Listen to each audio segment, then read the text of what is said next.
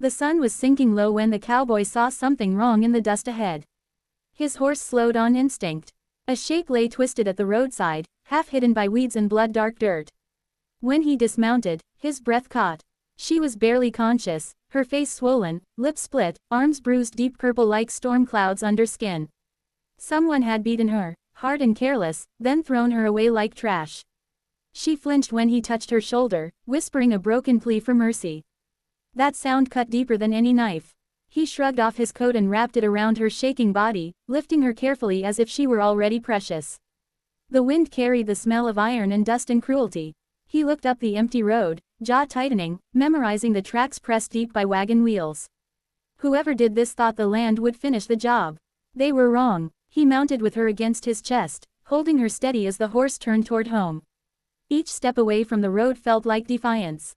The night closed in, and the cowboy rode faster, fear and fury burning side by side in his veins. She drifted in and out as the cabin came into view, lantern light spilling warm gold onto the porch. Inside, the cowboy worked with steady hands, cleaning blood, binding wounds, speaking softly even when she couldn't answer. He warmed water, tore clean cloth, and fought the rage that kept rising in his chest. Every bruise told a story of fists, of silence forced by pain.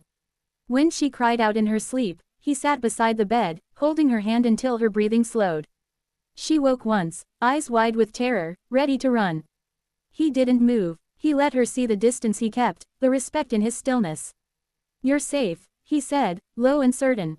No promises he couldn't keep. She searched his face, expecting lies, then finally sagged back into the pillow, exhausted. Outside, the wind howled across the plains, but inside the cabin there was only lamplight and the sound of her breathing. The cowboy stood guard through the night, rifle within reach, heart hardening into resolve. Whoever broke her had crossed a line. Shelter was only the beginning. Days passed, and strength returned slowly. She learned the rhythm of the cabin, the smell of coffee, the creak of the floorboards. The cowboy never pushed, never asked questions she wasn't ready to answer. But the fear still lived in her eyes. One morning she told him, voice shaking, about the men who laughed while they hit her, who left her bleeding when she couldn't fight back anymore.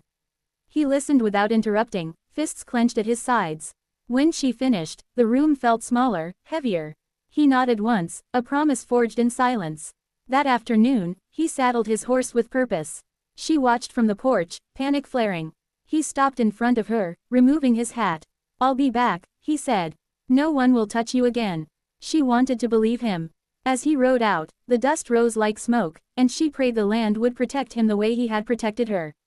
Far from the cabin, the cowboy followed tracks, asked quiet questions, and let his reputation speak. Justice in this land didn't wear a badge. It wore resolve. When he returned, his knuckles were split and his eyes carried something darker, but the weight on his shoulders was gone. He said little. He didn't need to. The men who hurt her would never hurt anyone again.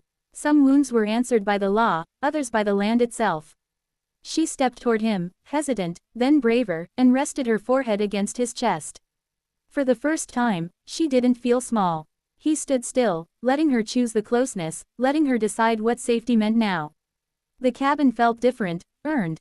The road that once nearly killed her was far behind. In its place stood a home built from quiet acts and unspoken vows.